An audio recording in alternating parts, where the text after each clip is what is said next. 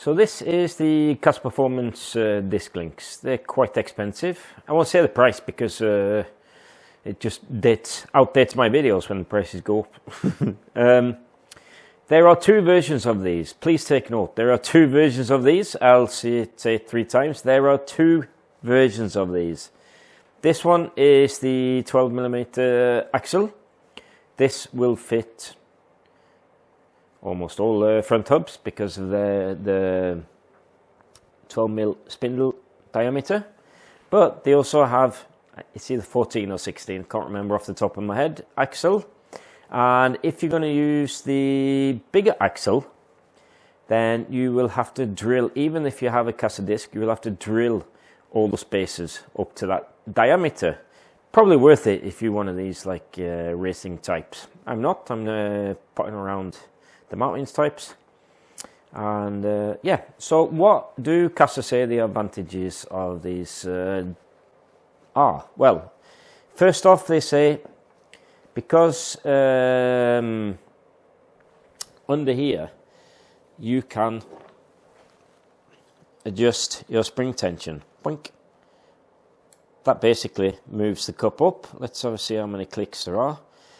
1, 2, 3, 4, 5, 6, 7, 8, 9, 10, 11, 12, 13. Oh my goodness, that goes really, really far. I don't think you'd ever want it that far.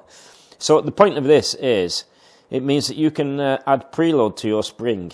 And this is actually, there's loads of other advantages, but that is actually the main reason I wanted these. Because I'm one of those suspension buffs, I really fancied having to play with the spring preload on the fork, and that means I can set up sag so that it matches the rear of the scooter, which is really cool. That's sort of like a Lambretta first. And if you buy quite expensive motorbikes, it's very often that you don't actually get spring preload on those either. I've had Ducati and KTMs without that. So normally on the top models. So that's really, really good. But apart from that, I don't really think there's a massive advantage. Apart from the fact that they look really cool. Don't they, sir? They look really cool.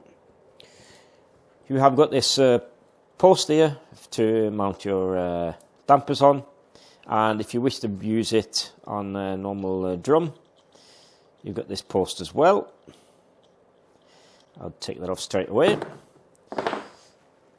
In here, there's a bit of plastic tubing that comes with the kit to ease fitment, and also it has needle bearings, and quite solid. I think they're not going to flex, but I'm thinking if you might be able to notice the flex in your links if you are a racer and really leaning it over. I don't think us normal guys will notice that. Maybe we'll see when I test it. Another nice thing is apparently you can remove these without having to use a spring tension, what's it called, spring tool on your fork. So it's just a case of releasing the preload on the spring and taking out the rubber buffer and just pull them straight out. We will see. I have also watched the video from casaperformance. They make a fitting video, looks very nice, and on the video they show both types of these links with both axles, and they show how to what you need to drill out if you go for the fatter axle. I think this will be fine for my use. And I have to say a massive shout out to my members, because this was something I didn't really think I've been looking at them. I think they look cool, but like the benefits, will I notice it? But they look cool. That helps.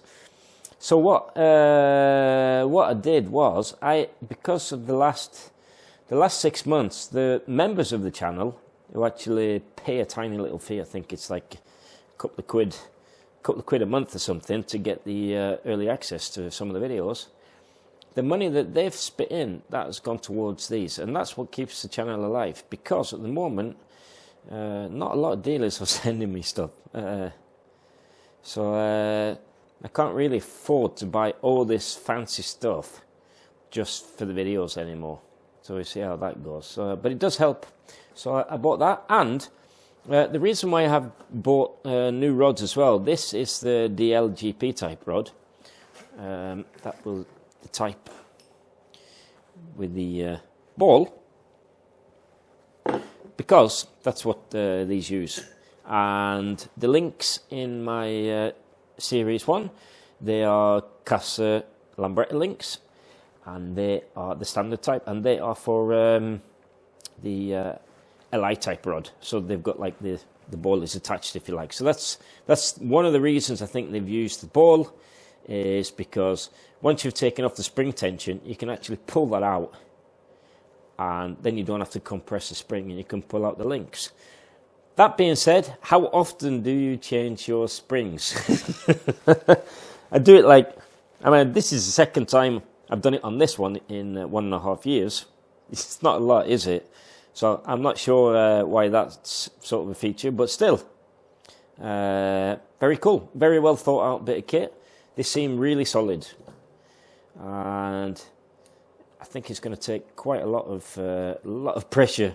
To put it this way, your rubber is going to come off your tyre before you bend these, I think. But that's really cool. Right. They reckon they're really easy to fit. I watched the video.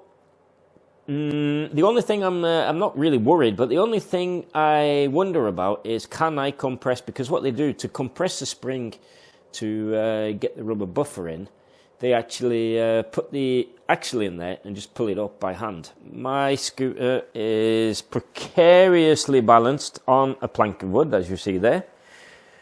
Am I strong enough to be able to pull that up, or do I have to pull out my K2 Customs spring compression tool? Not that that matters, but it'd be nice to see if we can actually build these without the use of a spring compression tool. Right, let's crack on.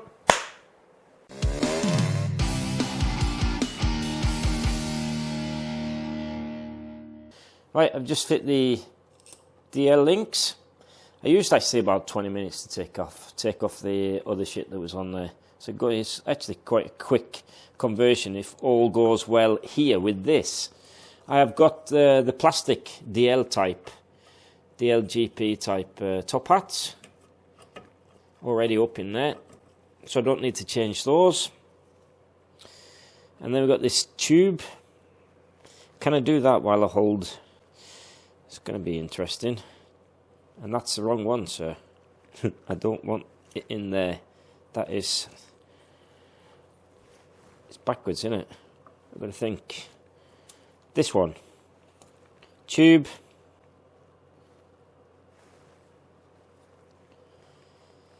Washer. I think I'm going to put some grease on those just to help them stay in place. And maybe help them slide into place. Washer.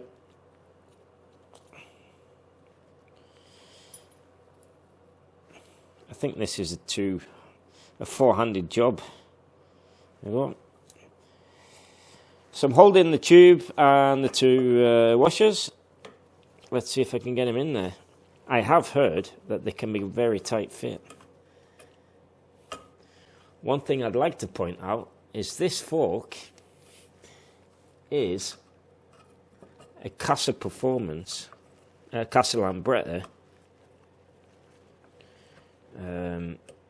TV 175 fork.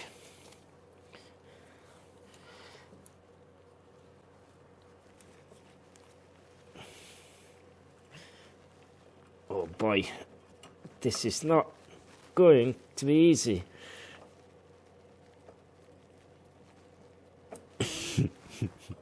This is a four-handed job, I think.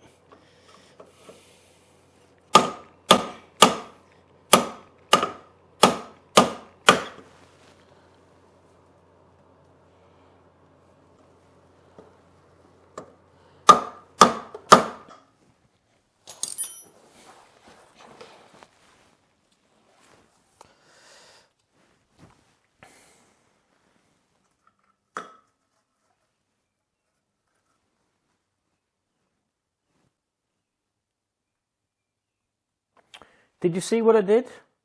How did I do that? Fit the links without the springs? Why didn't you tell me? Fuck.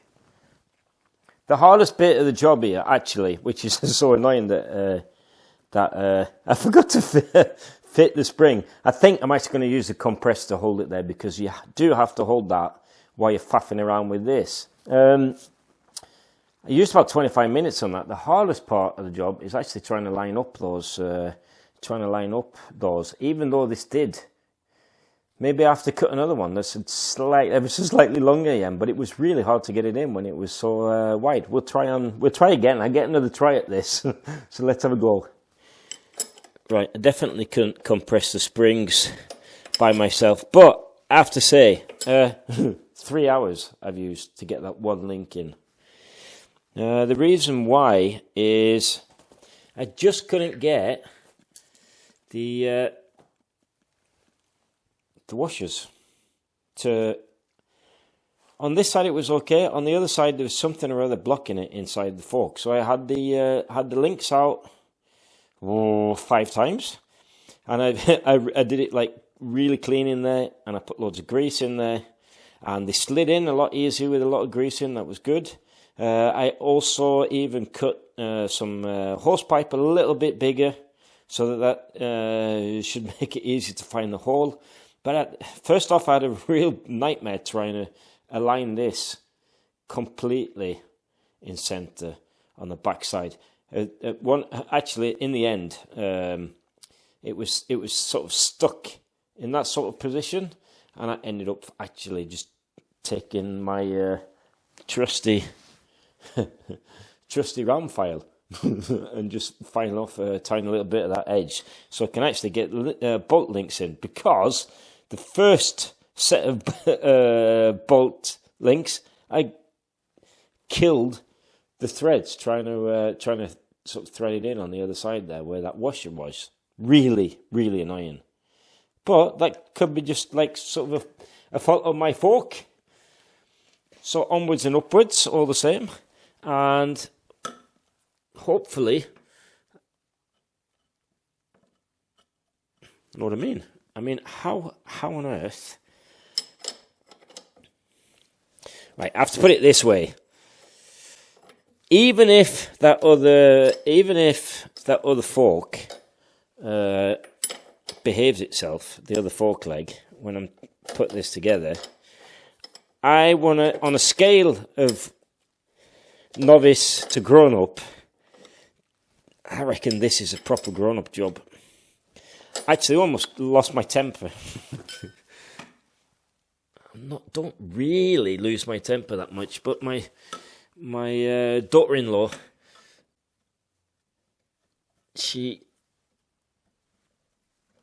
oh my goodness, that's even without the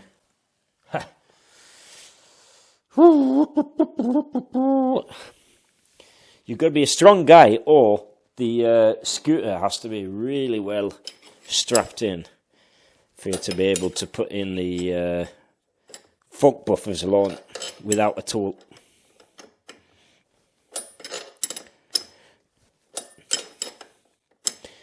I'm actually thinking that if these fork links have to be some sort of like the 7th wonder of the world before I'm even going to attempt to fit another pair, like in Turid. I think there's a pain actually. Oh my goodness, I have to compress it all the way, dude. Okay, compress it all the way then. How on earth are you gonna... I don't know. They must have either some really, really weak fork springs on that casaperformance video. Those boys are made like Jeff Capes or something. Because that's about as far as it goes. Can I get it in? Oh, it's still quite a squeeze, even without the ball. Are these rods longer?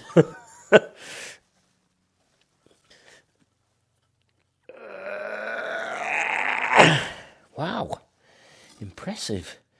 That means these are going to sit really tall, I reckon.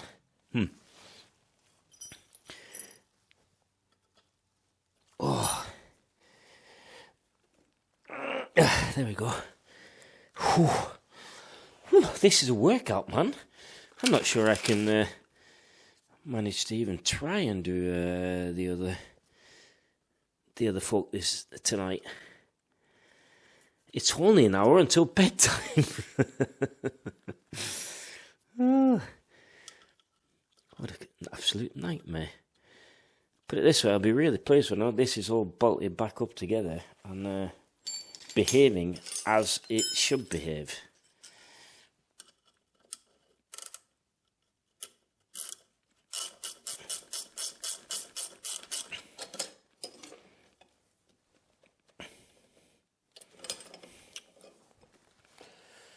Nice, my K2 spring compressor has wedged itself in the fork link. This link went a lot easier in, actually, than the other one, of course, but I'm faced with the same dilemma that I had on the other side, and that is, can you see, the washer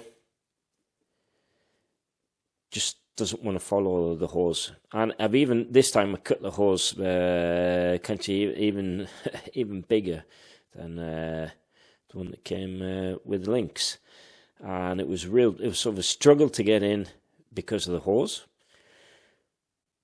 But you can see that's what's happened to the washer. So I'm going to knock this on the head tonight, and we'll try and finish it off tomorrow. But I reckon this should have another design when it comes to, you know, maybe an integrated washer or something. Oh. Right, that's it. I'm done. I'm absolutely shot. This is the third evening that I'm just trying to get these in. I kid you not. I have no idea why. I think like sort of the inside of my folk boots are concave, but they will be probably on most. Because if you over tighten that bolt, then maybe they go in a little bit on the inside. But anyway, I got that in, a lot messing about. This one has been even worse. I ended up taking it in and out 9 times, I counted. And the problem was the same every bleeding time. And once I put the link in, the washer caught on the inside of the boot and wouldn't line up in the hole. And another problem is that these washers, I killed a couple. Can you see that? It's completely deformed.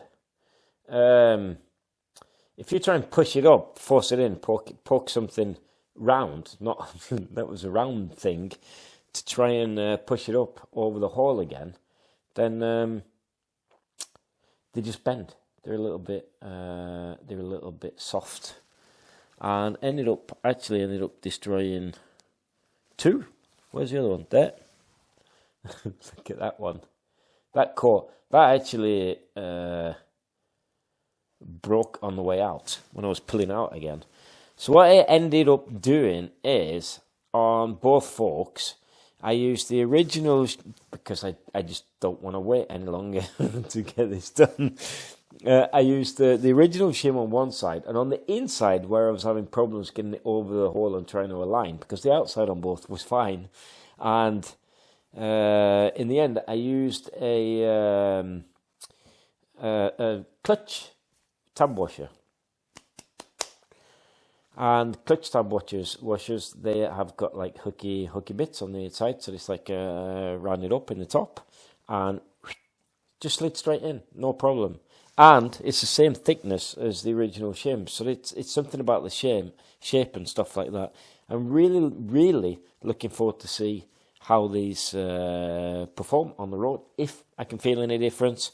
One thing that I really like, though, is the fact that I can adjust the preload. I've talked to you about that before. I'm going to show you how I do that in a future video.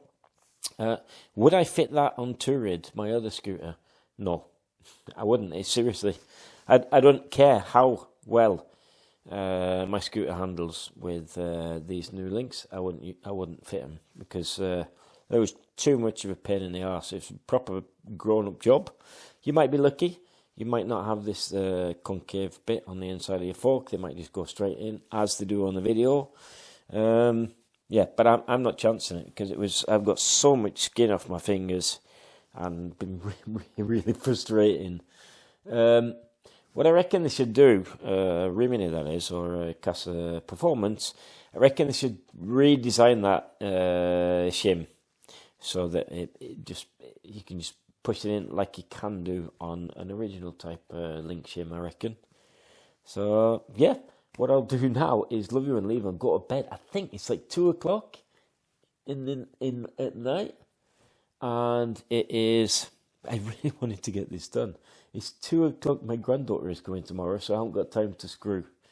You know what I mean? I haven't got time to come out in the garage and wrench.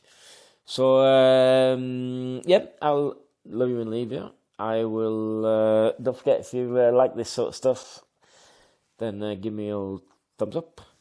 And hopefully I'll see you all in the next one. I'm not sure if I'm going to talk about this before I've started up the sledgehammer or after. So, we'll see. I don't know which order they come in. Ta-ra.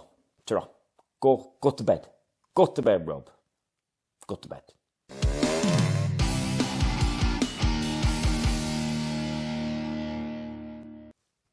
Oh, I could sleep here. I'm so knackered I could sleep here. No, I'm not drunk. I'm just very, very, very, very tired. 2:00 midweek, and I've got to cycle to work tomorrow morning. What I do for my YouTube followers or members. Oh, to be honest, I thought that was going to be really easy, really easy job. I was surprised at how hard it was. I can't get up.